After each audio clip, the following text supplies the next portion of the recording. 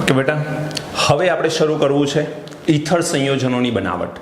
આ ચેપ્ટરનો last topic છે અને બરોબર ધ્યાનથી સમજજો. આમાંથી ક્વેશ્ચન્સ ઘણા બધા બની શકે છે, એની પણ આપણે ચર્ચા કરીશું. એટલે ડિટેલની અંદર મિકેનિઝમ સાથે આપણે ભણીશું. નોટપેન તૈયાર રાખી અને પ્રોપરલી આને નોટ ડાઉન કરવાનું થશે. ચલો શરૂ કરીએ છીએ. ઈથર સંયોજનોની બનાવટમાં સૌથી પહેલો પોઈન્ટ છે એ છે આલ્કોહોલનું નિર્જલીકરણ. આપણે આલ્કોહોલનું નિર્જલીકરણ ભણી ગયા છીએ અને આલ્કોહોલના નિર્જલીકરણમાં આપણે જે બનાવ્યું છે એ છે આલ્કેન. આપણે બે વસ્તુ અહીંયા જોઈશું. સૌથી પહેલા આલ્કોહોલના નિર્જલીકરણમાં જો તમે CH3 CH2 OH લેશો અને સાંદ્ર સલ્ફ્યુરિક એસિડની મદદથી પ્રક્રિયા કરવામાં આવે, પરંતુ આ પ્રક્રિયા 443 કેલ્વિન તાપમાને જો કરવામાં આવે તો આ પ્રક્રિયામાં અહીંયાથી OH અને અહીંયાથી H પાણીનો અણુ દૂર થાય. મતલબ જે કાર્બન ઉપર OH છે એની બાજુના કાર્બન પરથી H દૂર થશે, એટલે H અને OH ભેગા થઈને H2O દૂર થશે. તો અહીં તમારી પાસે શું વધ્યું? CH2. અને અહીં પણ શું વધ્યું? CH2. તો આ કન્ડિશનમાં આપણને નિપજ તરીકે શું મળે છે? ઇથિન. મતલબ અહીંયા આલ્કીન આપણને પ્રાપ્ત થયો, ઇથિન. રાઈટ? ક્યારે? જ્યારે 443 કેલ્વિન તાપમાને પ્રક્રિયા કરી ત્યારે. હવે સેમ રિએક્શન ઇથેનોલની જ પ્રક્રિયા કરીશું, પરંતુ અગેન સાંદ્ર સલ્ફ્યુરિક એસિડ. એક ફેરફાર આપણે આમાં કરવા જઈ રહ્યા છીએ, એ છે તાપમાનનો. અહીં શું છે? 443. અહીં આપણે 413 કેલ્વિન તાપમાને પ્રક્રિયા કરીએ. જો 413 કેલ્વિન તાપમાને પ્રક્રિયા કરીશું તો ઇથેનોલના બે અણુ પ્રક્રિયામાં વપરાય છે. એટલે ફરીથી 1 મોલ ઇથેનોલનો બીજો લઈ લઉં, CH3 CH2 OH. કોઈ પણ એક આલ્કોહોલનો OH અને એક આલ્કોહોલનો H વપરાશે. એટલે માનો કે અહીંયાથી H અને અહીંયાથી OH લઈ લઈએ તો આ પ્રક્રિયામાં પાણીનો અણુ તો દૂર થયો છે. વધ્યું શું? તો હવે જે વધે છે એ છે CH3 CH2O અને ત્યારબાદ અહીંયા CH2 CH3. એટલે આ ઓક્સિજન સાથે CH2 CH3 જોડાશે. એટલે નિપજ તરીકે મળશે CH3 CH2O CH2 CH3 CH2 CH3. આને આપણે ઇથોક્સી ઇથેન પણ કહી શકીએ છીએ. આને આપણે ડાય ઇથાઇલ ઇથર પણ કહી શકીએ છીએ. ડાય ઇથાઇલ ઇથર તરીકે પણ ઓળખવામાં આવે છે. ડાય ઇથાઇલ ઇથર એટલે બે બાજુ ઇથાઇલ છે અને વચ્ચે ઓક્સિજન મતલબ ઇથર સમૂહ છે. એટલે આ સામાન્ય નામ છે ડાય ઇથાઇલ ઇથર અને ઇથોક્સી ઇથેન જે છે એ તેનું IUPAC નામ છે. હવે બેટા ધ્યાન એ રાખવાનું છે કે 413 કેલ્વિન તાપમાન એ આ ઇથોક્સી ઇથેન મળે છે, પરંતુ 413 કેલ્વિન તાપમાન એ ઇથોક્સી ઇથેનના ઉત્કલન બિંદુ કરતાં ઊંચો તાપમાન છે. એટલે આ ઊંચું તાપમાન છે આના કરતાં, મતલબ આનું ઉત્કલન બિંદુ 413 કેલ્વિન કરતાં નીચું હોય છે.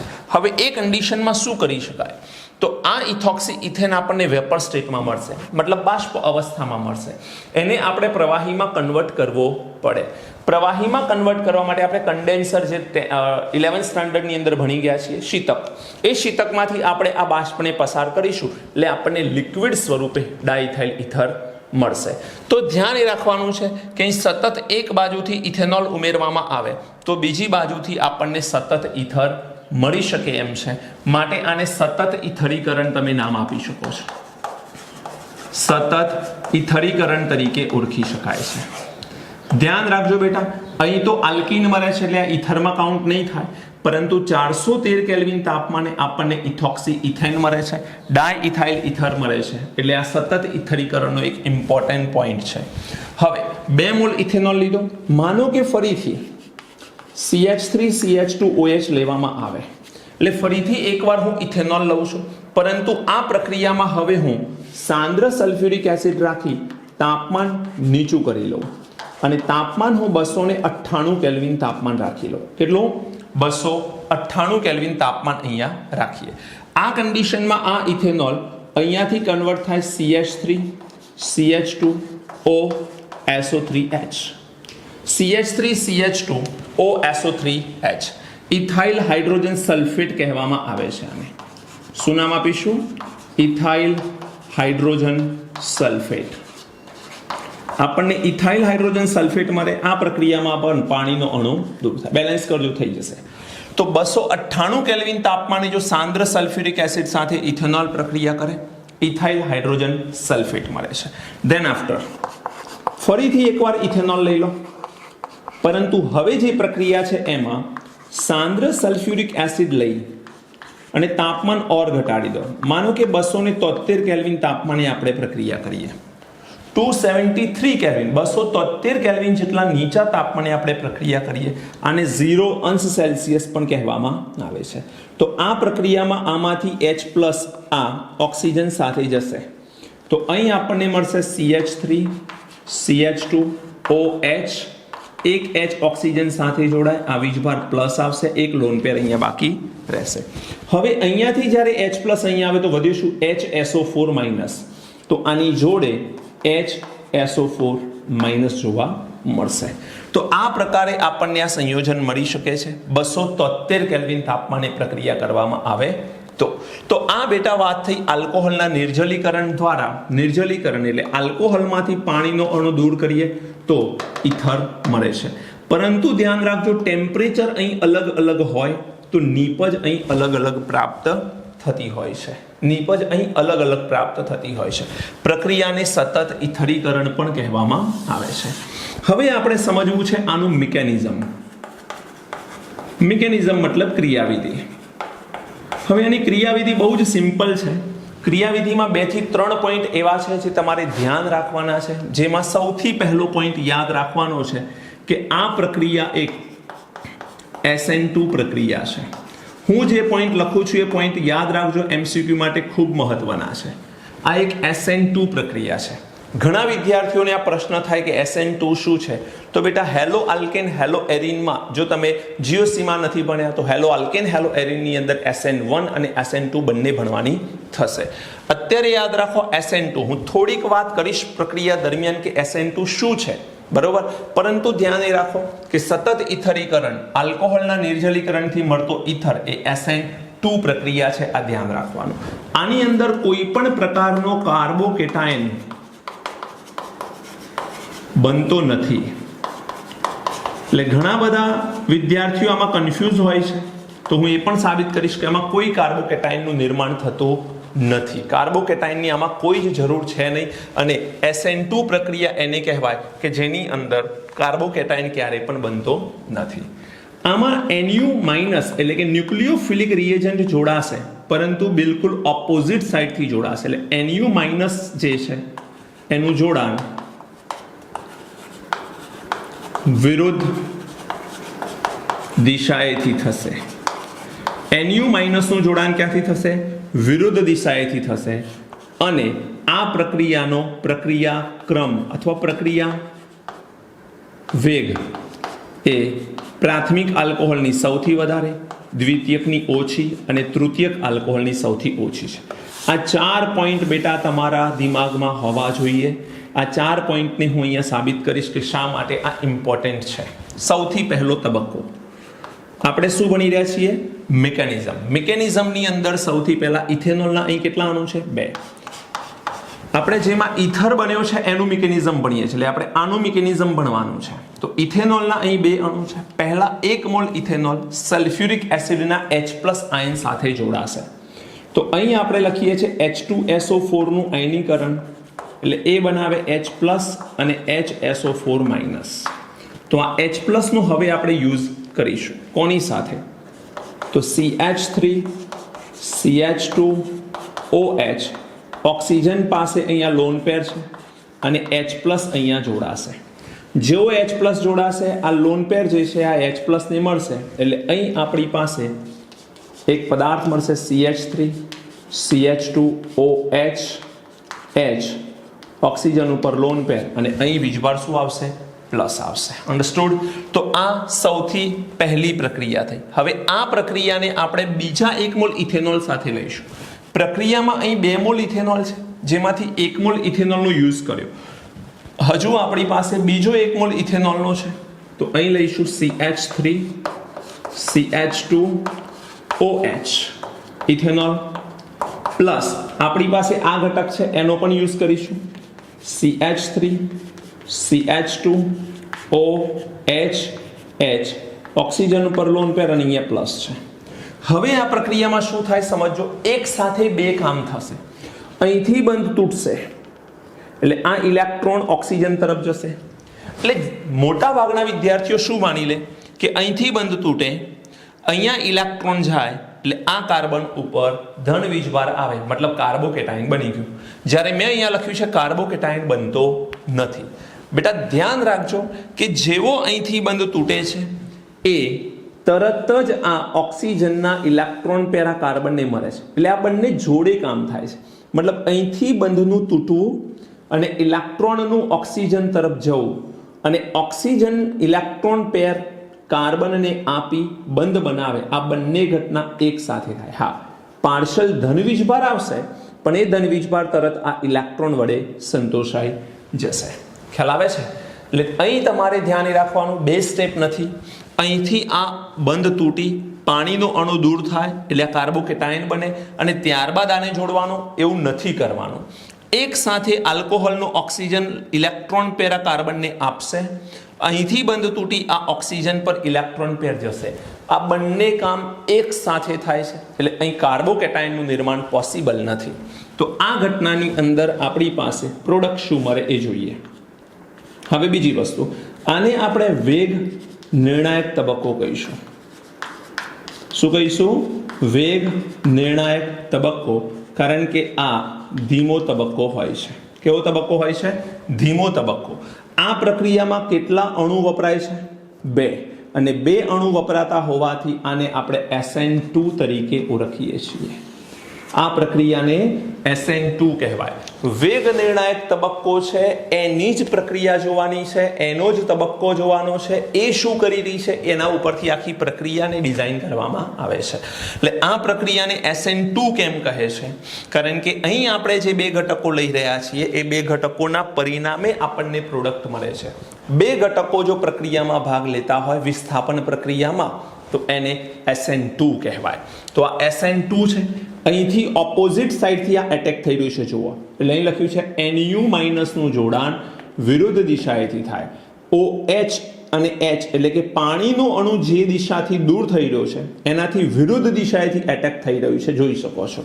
તો આ કન્ડિશનમાં પ્રોડક્ટ શું મળે? CH3 CH2 O. આ ઓક્સિજન સાથે અહીં શું છે? હાઇડ્રોજન. અહીં લખો હાઇડ્રોજન. લોન પેર પ્લસ વીજભાર થઈ જશે. અહીંથી ઘણા વિદ્યાર્થીઓ શું કરે? CH3 CH2 જોડી દે. ના, બંધ જ્યાંથી તૂટ્યો છે એની જ સંયોજકતા ડિસ્ટર્બ થઈ છે એટલે આપણે ત્યાંથી જ બંધનું પણ નિર્માણ કરીશું. એટલે CH2 CH3 અહીં જોડવાનો થશે. CH2 CH3 આપણે અહીંયા જોડવાનો થશે. હવે નેક્સ્ટ આપણે શું કરીશું? તો હવે નેક્સ્ટ આપણે HSO4- સાથે પ્રક્રિયા કરીશું. HSO4- સાથે. અને જેવા HSO4- સાથે પ્રક્રિયા કરીશું અહીંથી આ બંધ તૂટશે. આ બંધ તૂટશે એટલે ઇલેક્ટ્રોન પેર ઓક્સિજનને મળશે, આ પ્લસ તરીકે છૂટો પડે અને અહીંયાથી આ H પ્લસ આ HSO4- ને મળે. એટલે અહીં આપણે H2SO4 પાછો મળી જાય. જે ઉદ્દીપક હતો એ એઝ ઇટ ઇઝ પાછો મળી ગયો. કારણ કે શરૂઆતમાં H પ્લસ યુઝ કર્યો એ H પ્લસ આપણે રિટર્ન આપી દીધો. હવે શું વધ્યું? CH3 CH2O CH2 CH3. તો પ્રોડક્ટ આપણને મળે CH3 CH2O CH2 CH3. આપણને આ પ્રોડક્ટ પ્રાપ્ત થાય છે. અન્ડરસ્ટુડ? તો આ રીતે આપણને ડાયઇથાઇલ ઇથર મળી શકે છે. આ પ્રક્રિયામાં સૌથી પહેલા H2SO4 નો H પ્લસ પ્રક્રિયામાં ભાગ લે છે. એ આ ઓક્સિજન સાથે જોડાતા આપણને પ્રોટોનેટેડ આલ્કોહોલ મળે. શું કહેવાય? પ્રોટોનેટેડ આલ્કોહોલ મળે છે. આ પ્રોટોનેટેડ આલ્કોહોલ સાથે પાછળથી રેર સાઈડથી વિરુદ્ધ દિશાએથી ઇથેનોલ એટેક કરે. Nu- ઓલવેઝ વિરુદ્ધ દિશાએથી જોડાય છે એટલે વિરુદ્ધ દિશાએથી એનું એટેક થાય. વેગ નિર્ણાયક તબક્કો છે અને SN2 કહે છે કારણ કે 2 ઘટકો ભાગ લે છે. SN1 માં એક જ ઘટક ભાગ લે, SN2 માં 2 ઘટકો ભાગ લે. આટલો ડિફરન્સ છે આપશે. આપણે SN1 SN2 હેલો આલ્કેન હેલો એરિનમાં ભણીશું, સો ડોન્ટ વરી. ત્યારબાદ અહીં પ્રોટોનેટેડ ઇથર મળે છે. એમાં HSO4- સાથે ફરીથી પાછો આપણને ડાયઇથાઇલ ઇથર મળી શકે છે. ઓકે, તો બહુ સિમ્પલ રિએક્શન છે બેટા, કોઈ કોમ્પ્લિકેશન નથી આની અંદર. ધ્યાનથી જોશો તો આવડે એવી વાત છે. હા, એ પોઈન્ટ જરૂર ધ્યાન રાખવાનો છે કે પ્રાથમિક, દ્વિતીયક અને તૃતીયક આલ્કોહોલ લેવાના એમાં પ્રાથમિક આલ્કોહોલ સાથે આ પ્રક્રિયા ઝડપી થાય. એનું કારણ છે પ્રાથમિક આલ્કોહોલની અંદર તમે જોઈ શકો છો કે અહીં કાર્બનની એક જ લાઈન હશે. જો માનો કે તૃતીયક આલ્કોહોલ હોય, કંઈક આ રીતે હોય, આ રીતનો કોઈ આલ્કોહોલ છે, રાઈટ, તો આ કન્ડિશનમાં આ H+ જોડાય એટલે અહીંયા H આવવાનું, આ પ્લસ થશે. સમજો, આ આલ્કોહોલની જગ્યાએ અહીંયા આલ્કોહોલ લીધો OH અને આ H+ ને મેં જોડી દીધો એટલે આવું બન્યું. હવે પાછળથી જે બીજો આલ્કોહોલ જોડવાનો છે, ધારો કે CH3 CH2OH, તો ઓક્સિજન આ કાર્બન પર એટેક કરવાનો છે, પણ અહીં તમે જુઓ તો ગીચતાનું મૂલ્ય શું થયું? વધી ગયું. અને ગીચતાનું મૂલ્ય વધી જાય એટલે આ એટેક સરળતાથી કરી શકે નહીં. મતલબ એ છે કે જેટલી ગીચતા ઓછી હશે એટલું એટેક સરળ થશે, એટલી પ્રક્રિયાનો વેગ વધુ રહેશે. એટલે અહીંયા લખ્યું છે કે પ્રાથમિક આલ્કોહોલ આ પ્રક્રિયા સરળતાથી કરે, થોડીક ધીમી થઈ જાય દ્વિતીયકમાં, તૃતીયકમાં સૌથી ધીમી થશે. એટલે બેટા ધ્યાન એ રાખીશું આપણે કે અહીં પ્રક્રિયા જે છે એ કોણ સરળતાથી કરી શકે છે. આ વાત થઈ સલ્ફ્યુરિક એસિડ જે કામ કરે છે. હવે બુકમાં આપેલ નથી આ વાત, પરંતુ હું અલગથી બીજી વાત કરું છું. Al2O3 પણ એક કામ કરી શકે છે.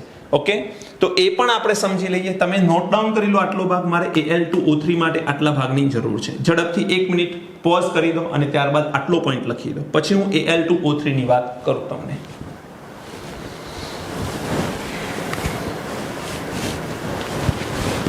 ઓકે, ચલો હવે આપણે સાંદ્ર સલ્ફ્યુરિક એસિડ જે પાણી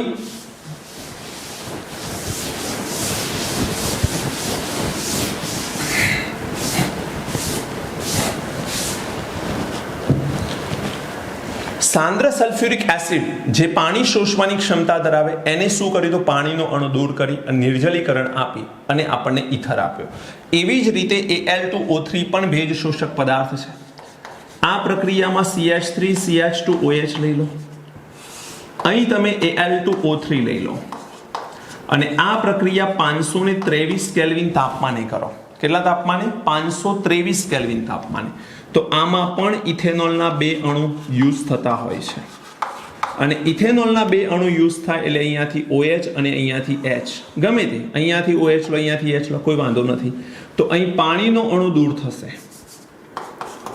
અને પાણીનો અણુ દૂર થયા પછી શું વધ્યું? CH3 CH2, ત્યારબાદ O and CH2 CH3. તો અહીં આપણને મળે છે ડાઇઇથાઇલ ઈથર,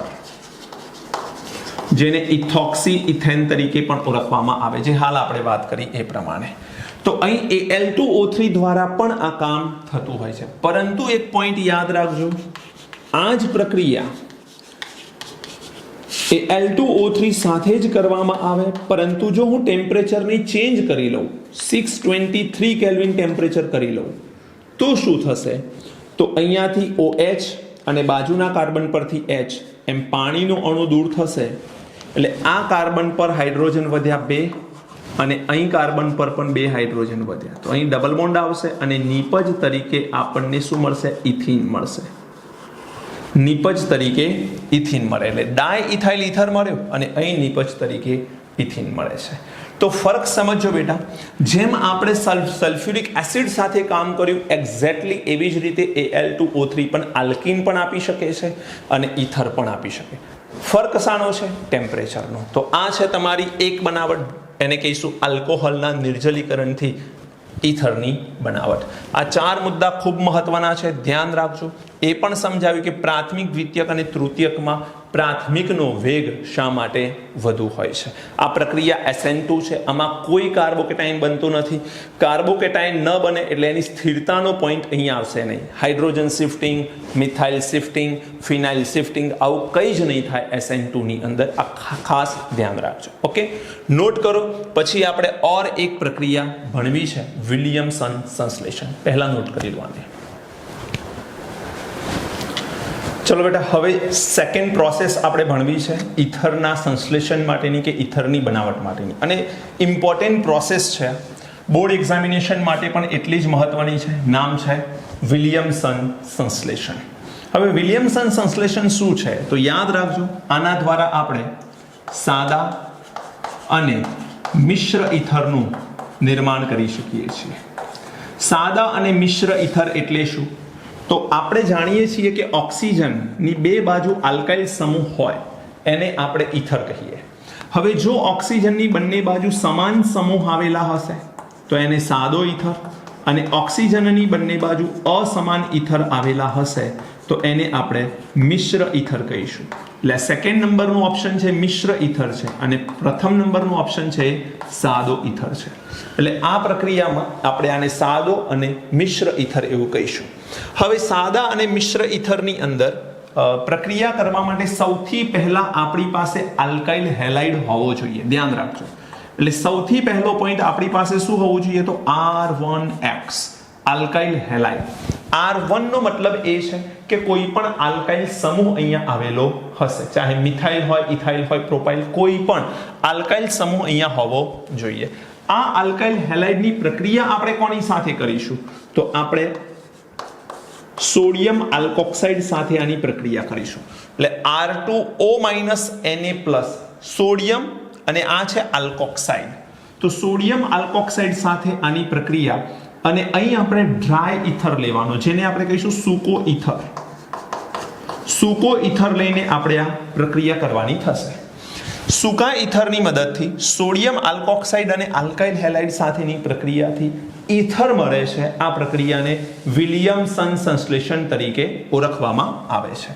આ પ્રક્રિયામાં અહીંયાથી X અને અહીંયાથી સોડિયમ એટલે કે બંને ભેગા થઈ અને NaX દૂર કરે, સોડિયમ હેલાઇડ દૂર થઈ જાય. હવે તમારી પાસે અહીંયા જે R1 છે અને અહીં છે R2O-. તો R2O- અને R1 બે ભેગા થાય અને પરિણામે R1O-R2 આ પ્રકારનું સંયોજન મળે, જેને આપણે ઇથર કહી શકીએ. હવે આ સાદો ઇથર છે કે મિશ્ર ઇથર, એનો આધાર શાના પર છે? તો એનો આધાર આ R2 અને R1 પર છે. જો R1 અને R2 બંને સમાન આલ્કાઇલ સમૂહ હશે તો એ સાદો ઇથર કહેવાશે, અને બંને અલગ અલગ હશે તો એને આપણે મિશ્ર ઇથર તરીકે ઓળખીશું. હવે બેટા R1X એક એક્ઝામ્પલ લઈ લઈએ, બહુ સિમ્પલ. ધારો કે તમારી પાસે છે CH3I અને એની પ્રક્રિયા ધારો કે આપણે કરવી છે C2H5O- Na+ સાથે.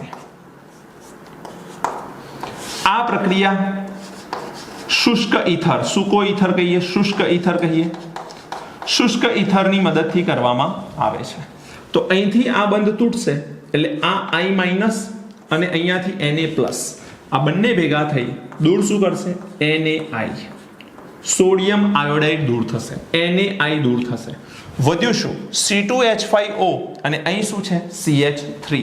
તો તમે અહીંયા CH3O C2H5, આ C2H5 ને તમે CH2CH3 એમ પણ લખી શકો છો. ઘણા વિદ્યાર્થીઓ એમ કે શું આને આવી રીતે લખાય C2H5O CH3? આ ગમે તે રીતે લખો, બંનેના મતલબ એક જ થશે, એમાં કોઈ ફરક પડવાનો નથી. હવે આપણી પાસે જે ઓછા કાર્બન છે એની સાથે ઓક્સી લગાડ દો, એટલે આને કહીશું આપણે મિથોક્સી, અને ત્યારબાદ 2 કાર્બન વાળો આલ્કેન ઇથેન. આનું નામ છે મિથોક્સી ઇથેન. બીજું નામ થાય ethyl methyl ether. Ethyl methyl ether, એમાં ઇથાઇલના સ્પેલિંગમાં ઈ આવે એટલે આપણે પહેલા એને લખીશું, એ સામાન્ય નામમાં આવશે. IUPAC માં મિથોક્સી ઇથેન કહેવાશે. ઓર એક એક્ઝામ્પલ લઈ લઈએ આપણે. માનો કે અહીં લઈશું આપણે C2H5, જેમ અહીંયા CH3 લીધો મિથાઇલ, એવી રીતે અહીં લઈ લઈએ ઇથાઇલ. અહીં આયોડિન લીધો, એની જગ્યાએ અહીં લઈ લઈએ બ્રોમિન, અને ત્યારબાદ એની પ્રક્રિયા C2H5O- અને Na+ સાથે કરીએ. આ પ્રક્રિયા પણ શુષ્ક ઇથરની મદદથી જ કરવામાં આવે છે. તો અહીંયા તમારી પાસે અહીંયાનો બ્રોમિન અને અહીંયાનો સોડિયમ બે ભેગા થશે, અને અહીં દૂર શું થઈ જશે? NaBr. સોડિયમ બ્રોમાઇડ દૂર થઈ જશે. હવે શું વધ્યું બેટા? C2H5 C2H5O. તો બંને બાજુ C2H5 આવશે અને મધ્યમાં ઓક્સિજન આવશે. આને આપણે કહી શકીએ ડાયઇથાઇલ ઇથર. ડાયઇથાઇલ ઇથર કહી શકીએ છીએ.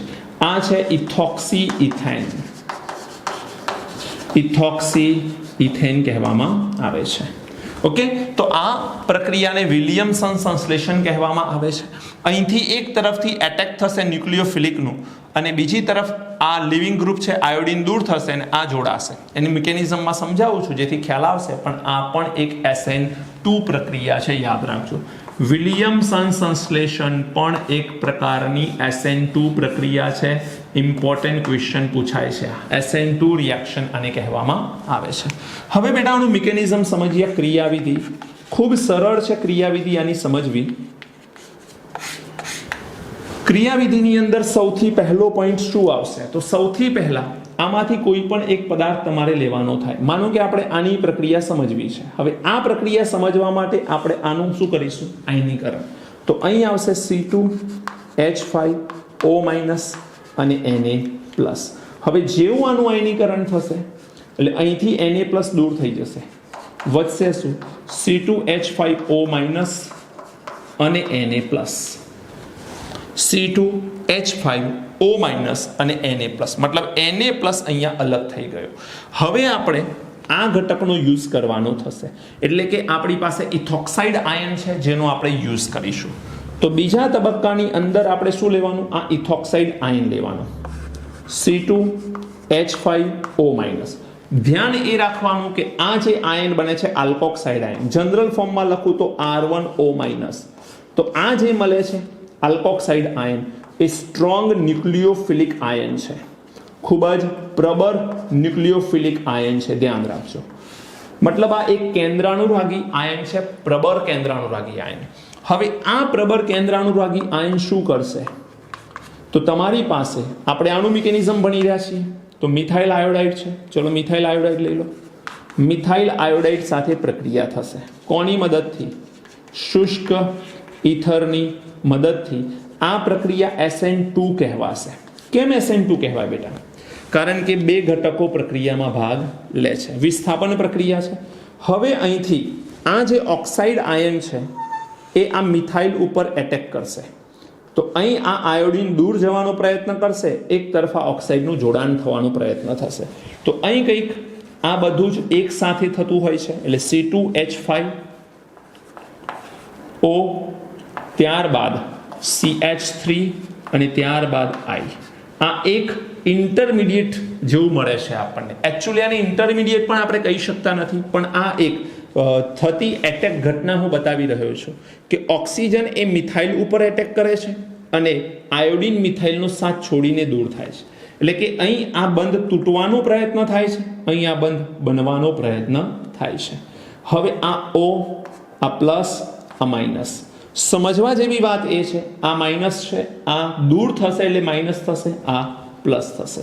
બેટા ધ્યાન એ રાખીશું કે આ સંયોજન જે છે એમાં આયોડિનને આપણે લિવિંગ ગ્રુપ કહીએ છીએ. શું નામ આપીશું? Living group. લિવિંગ ગ્રુપ મતલબ સાથ છોડીને જનાર ગ્રુપ. લિવિંગ ગ્રુપ અહીંયાથી દૂર થશે અને મિથાઇલ આની સાથે જોડાશે. તો આપણી પાસે અહીંયા શું છે? I. એ આઈને આપણે -I કરી દઈએ. -I કરવાથી શું થશે? તો આ બંધ સંપૂર્ણપણે તૂટી ગયો. આ બંધ સંપૂર્ણપણે તૂટવાથી આ I -I તરીકે અહીંયા દૂર થઈ ગયો. હવે તમારી પાસે આ લિવિંગ ગ્રુપ અલગ થઈ ગયું છે. આ મિથાઇલને ઓક્સિજન સાથે જોડી દો તો શું વધે? C2H5O CH3. આપણને આ એક નિપજ મળે છે. આને કહીશું મિથોક્સી ઇથેન અલગથી ફેસેમાં, મતલબ સેમ પ્રોડક્ટ્સ આપણને પ્રાપ્ત થાય છે. આ જે પ્રક્રિયા છે આને જ આપણે વેગ નિર્ણાયક તબક્કો કહીશું, એટલે ઇંગ્લિશમાં એને રેટ ડિટરમાઇન સ્ટેપ કહેવાય. એટલે અહીંયા લખીએ RDS. આ શું છે? રેટ ડિટરમાઇન સ્ટેપ છે. આ તબક્કો એ વેગ નિર્ણાયક તબક્કો કહેવાય છે.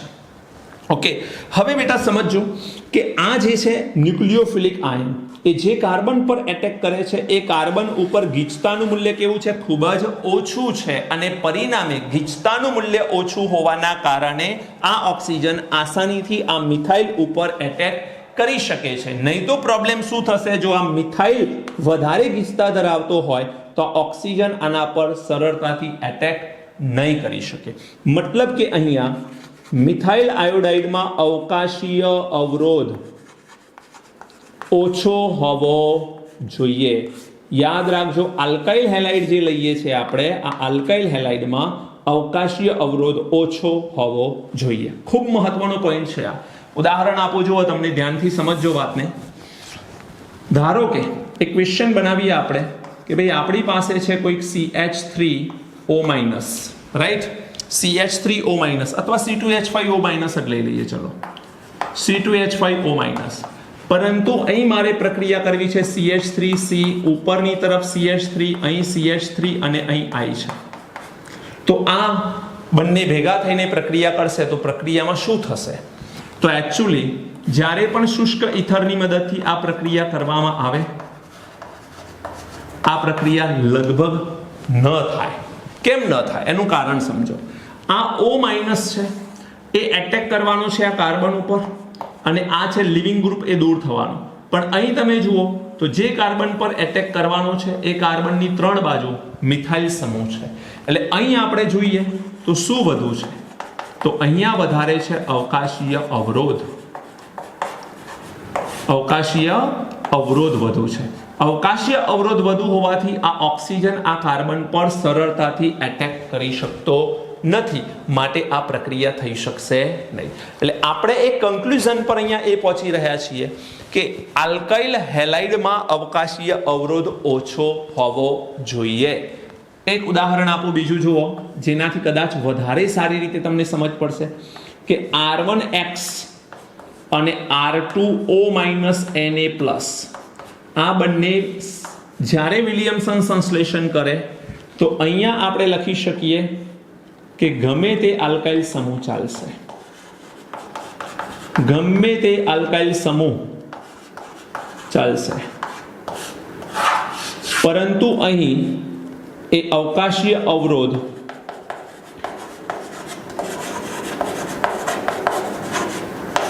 ઓછો હોય તેવો જ આલ્કાઇલ સમૂહ લેવાનો થશે. એટલે ધ્યાન રાખીશું બેટા આપણે કે અહીં આલ્કાઇલ હેલાઇડની અંદર અવકાશીય અવરોધ ઓછો હોવો જોઈએ, કારણ કે ન્યુક્લિયોફાઇલ અહીંયાથી આવવાનો છે અને ન્યુક્લિયોફાઇલ જ્યાંથી આવવાનો છે એ એટેક આના પર કરશે. તો અહીં અવકાશીય અવરોધ વધુ હશે તો પ્રક્રિયા થશે નહીં. એક એક્ઝામ્પલ આપું જુઓ તમને. માનો કે તમારી જોડે A અને B છે અને આ બંને પ્રક્રિયા કરી એક ઘટક બનાવે છે CH3C, CH3, CH3O, CH3. આ રીતનું એક સંયોજન બને છે, એક નિપજ બને છે. તમને પ્રશ્ન પૂછે છે કે A અને B જણાવો. શું આવે છે? ચલો ઝડપથી નોટ કરો કે A અને B અહીંયા શું હોઈ શકે. મેં તમને સમજાવ્યું છે, એના પરથી તમને આઈડિયા આવવો જોઈએ. ઝડપથી લખો, પછી હું એનો આન્સર પણ તમને જણાવું છું. આવી ગયો આન્સર? પોઝ કરો વિડીયોને. ચલો ઓકે, ચલો હવે આપણે સમજીએ આન્સર. A અને B, અહીં બે પોસિબિલિટીઝ છે. પહેલી પોસિબિલિટી, માનો કે અહીંયાથી આ બંધ તોડીએ તો શું થાય? A તરીકે માનો કે હું લઈ લઉં CH3, C, CH3, CH3 અને B તરીકે છે OCH3. હવે આ OCH3 ને હું ઊંધી રીતે લખું, મતલબ ઉલટી રીતે લખું છું, CH3O Na+, અને અહીં માનો કે આયોડિન લઈ લઈએ એક એક્ઝામ્પલ તરીકે. હેલોજન કોઈ પણ લેવા, આયોડિન આપણે લઈએ છીએ. તો એક આ પોસિબિલિટી છે. બીજી પોસિબિલિટી શું બેટા? તો બીજી પોસિબિલિટી કંઈક આવી શકે છે આમાં કે તમારી પાસે આ બંધ અહીંથી તોડો તો આ જે CH3 છે એ CH3 આપણે કેવો લઈએ? આયોડિન સાથે જોડી દો કે કોઈ પણ હેલોજન સાથે જોડી દો. તો પોસિબિલિટી એક આવે CH3I પ્લસ આ O- સાથે Na+, એટલે CH3 CCH3 CH3O- Na+. શું લાગે છે આ બેમાંથી સાચું શું? વિચારો. અવકાશીય અવરોધ આલ્કાઇલ હેલાઇડમાં ઓછો હોવો જોઈએ. સોડિયમ આલ્કોક્સાઇડમાં ગમે તે આલ્કાઇલ સમૂહ ચાલશે. સોડિયમ આલ્કાઇલમાં ગમે તેવો આલ્કાઇલ સમૂહ ચાલશે, પરંતુ આલ્કાઇલ હેલાઇડમાં આલ્કાઇલ સમૂહ નાનો હોવો જોઈએ. મતલબ આન્સર શું આવશે? B. આમાં આ OCH3 જ્યારે અહીં એટેક કરવાનો પ્રયત્ન કરશે થશે નહીં, કારણ કે અહીં શું વધારે છે? અવકાશીય અવરોધ. અને અવકાશીય અવરોધ વધુ હોવાથી આ મિથોક્સાઇડ આયન આ મધ્યના કાર્બનને ઝડપથી એટેક કરી શકતો નથી. એટલે OCH3 અહીં સરળતાથી પ્રક્રિયા કરી શકતો નથી. અન્ડરસ્ટુડ? તો આ પોઈન્ટ બેટા ધ્યાનમાં રાખજો તમે કે આ પ્રક્રિયા સરળતાથી થતી હોય છે. ઓકે, ચલો હજુ આપણે કેટલીક પ્રક્રિયાઓ આમાં જ ભણવાની છે. નોટ ડાઉન કરો, ત્યારબાદ હું તમને એ પ્રક્રિયાઓ લખાવું છું.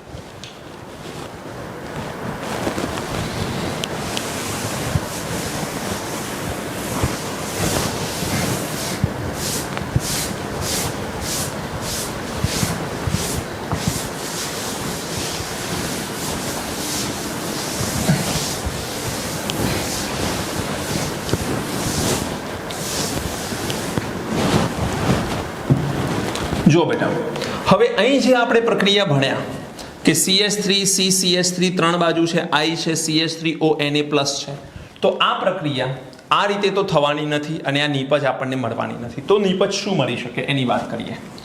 એની એ જ પ્રક્રિયા હું ફરી લખું છું, CH3 CCH3 નીચે CH3 અને અહીં છે I. એની પ્રક્રિયા કોની સાથે કરીએ? તો એની પ્રક્રિયા કરીએ CH3O- અને Na+ સાથે. કોની મદદથી? શુષ્ક ઇથરની મદદથી આ પ્રક્રિયા કરીએ. તો આ પ્રક્રિયામાં પહેલી નજરે આપણને શું લાગે? Na અને I દૂર થાય. Na દૂર થશે, વાત સાચી. ચલો, સોડિયમ અને અહીંયાથી આયોડિન શું દૂર થાય? Na અહીંયા દૂર થશે. સેકન્ડ પોઈન્ટ શું થાય? આ કાર્બન છે, એની બાજુ 3 CH3 છે, એમાંથી કોઈ એક CH3 પરથી એક હાઇડ્રોજન આ CH3O- સાથે જોડાય અને CH3O- સાથે જોડાય એટલે અહીં શું બને? CH3OH, મિથેનોલ બને. સમજો, અલગ જ ટાઈપનું રિએક્શન છે જે અત્યાર સુધી જોયું એના કરતા. તો CH3O- સાથે અહીંથી શું જોડાયું? H, એટલે CH3OH મળી ગયું. હવે અહીંથી CH2 થઈ ગયું એટલે અહીંયા ડબલ બોન્ડ આવશે. તો અહીં નીપજ આવે CH3 C double bond CH2 અને CH3. આને આપણે આ રીતે પણ લખી શકીએ છીએ, CH3 C double bond CH2 અને નીચેની તરફ આવે CH3. પહેલો, બીજો અને ત્રીજો કાર્બન. સેકન્ડ કાર્બન પર શું છે? મિથાઇલ. તો આને કહીશું આપણે 2 મિથાઇલ અને 3 કાર્બન વાળો આલ્કીન છે, મતલબ એને કહીશું પ્રોપીન. તો આ છે 2 મિથાઇલ પ્રોપીન. તો અહીં આપણને આલ્કીન નીપજ તરીકે મળે છે, મતલબ આ જો લેવામાં આવે તો નીપજ તરીકે આલ્કીન મળે, આ લેવામાં આવે તો જ નીપજ તરીકે આપણને ઈથર મળે. હા, આ ઈથરને આપણે શું નામ આપીશું? મિશ્ર ઈથર. ઓક્સિજનની બંને બાજુની કન્ડિશન એક સમાન નથી. ઓકે, હવે આપણે એરોમેટિક સંયોજન લઈએ. ધારો કે એરોમેટિક સંયોજનમાં અહીં લેવામાં આવે છે OH, મતલબ ફિનોલ. ફિનોલ એ NaOH સાથે પ્રક્રિયા કરી શકે છે. આલ્કોહોલ એ NaOH સાથે પ્રક્રિયા કરી શકતો નથી. આ આપણે ભણી ગયા છીએ. અહીંયાથી આ H+ અને અહીંયાથી આ OH-, એટલે અહીં પાણીનો અણુ દૂર થશે, Na+O-, તો Na+ એ O- સાથે જોડાશે. એટલે પરિણામે અહીં O- અને Na+, આનું નામ આવે સોડિયમ ફિનોક્સાઇડ. હવે સોડિયમ ફિનોક્સાઇડ એમાંથી ઈથર બનાવવા માટે બે પ્રક્રિયાઓ આપણે કરીએ. પહેલી પ્રક્રિયામાં માનો કે મિથાઇલ આયોડાઇડ લેવામાં આવે. Simple example. શું લઈશું? Methyl iodide. અને મિથાઇલ આયોડાઇડ લેવામાં આવે તો અહીંયાનો Na+ અને અહીંયાનો I-, અહીંયા દૂર થાય Na. જેવો Na દૂર થાય, આ ઓક્સિજન જે છે એની સાથે અહીંયાથી મિથાઇલ જોડાશે. એટલે આ મિથાઇલને આ ઓક્સિજનની સાથે જોડી દો તો બેન્ઝીન પર OCH3 આવશે. આને આપણે એનિસોલ કહી શકીએ. શું કહીશું? એનિસોલ. આને મિથોક્સીબેન્ઝીન પણ કહેવામાં આવે છે. મિથોક્સીબેન્ઝીન એ એનું IUPAC નામ છે અને એનિસોલ એ તેનું સામાન્ય અથવા પ્રચલિત નામ છે એવું કહી શકાય. ઓકે, હવે માનો કે અહીં લઈ લેવામાં આવે C2H5I. C2H5I ethyl iodide. તો આ કન્ડિશનમાં અહીંયાનું સોડિયમ, અહીંયાનો I-, ફરીથી પાછો અહીંયા શું દૂર થાય? Na. આ પ્રક્રિયા હંમેશા શુષ્ક ઇથરની મદદથી થતી હોય છે. બંને આ હોય કે આ હોય. તો અહીંયાથી I-, અહીંયાથી Na+, Na દૂર થાય. C2H5 એ Na+ ની જગ્યા પર આવી જાય. તો આ કન્ડિશનમાં O minus C2H5 O minus હવે જોડાઈ જશે C2H5 સાથે. આનું પ્રચલિત નામ છે ફેનિટોલ. આ બેટા યાદ રાખવું પડશે તમારે. આને કહેવાય છે ફેનિટોલ. ઓકે, હવે આને આપણે કહી શકીએ છીએ ઇથોક્સી. 2 કાર્બન છે એટલે ઇથોક્સી અને નીચે બેન્ઝીન. એટલે આનું નામ આવે ઇથોક્સી બેન્ઝીન. શું નામ આવશે? Ethoxy benzene. તો અહીં ફિનોલમાંથી એનિસોલ બનાવો, ફિનોલમાંથી ફેનિટોલ બનાવો, કંઈ પણ પૂછી શકાય છે. ઇવન ફિનોલ બનાવવા માટેની પ્રોસેસ પણ આવશે તમારે આગળ જતા. આ ઓલરેડી આપણે આ ચેપ્ટરની અંદર ફિનોલ બનાવવાની પ્રોસેસ ભણી ગયા. એના ઉપરાંત બી આવશે. ઓકે, આપણે ડાયઝોનિયમ સોલ્ટમાંથી બનાવે તો યાદ હોય તો. હવે ડાયઝોનિયમ સોલ્ટ કેવી રીતે બને તો એનિલિનમાંથી. એનિલિન કેવી રીતે બને તો એનિલિનની બનાવટો આગળ આવશે. તો અલગ અલગ ચેપ્ટર્સને ક્લબ કરીને પણ ક્વેશ્ચન અહીંયા બનાવી શકાશે. જ્યારે તમે આખું ઓર્ગેનિક ભણી લેશો એટલે તમને ખ્યાલ આવી જશે કે કયા કયા ક્વેશ્ચન અહીંયા બની શકે છે. બેટા ધ્યાન અહીં શું રાખવાનું છે? વિલિયમસન સંશ્લેષણમાં મહત્વનો પોઈન્ટ છે SN2 પ્રક્રિયા છે. આ પ્રક્રિયાની અંદર આલ્કાઇલ હેલાઇડની અંદર આલ્કાઇલ હેલાઇડ એવો લેવાનો જેમાં અવકાશીય અવરોધ ઓછો હોય. અવકાશીય અવરોધ ઓછો હોય તેવો જ આલ્કાઇલ હેલાઇડ તમારે લેવાનો થશે. ઓકે, હવે ધારો કે આપણે અહીંયા આ C2H5I લીધો. C2H5I એની જગ્યા પર હું થોડીક પ્રોસેસ બદલી નાખું છું. ઓકે, ચલો અહીંયા આ પણ નોટ કરી લો, ત્યારબાદ અહીંયા હું એ વસ્તુ તમને સમજાવું છું. ચલો લખાઈ ગયું.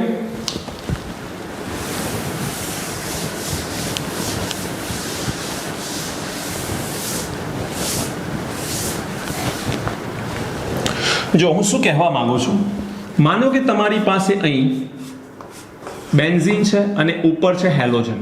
ઓકે, X સમૂહ છે કોઈ પણ, અને એની પ્રક્રિયા આપણે કરીએ C2H5O Na+ સાથે.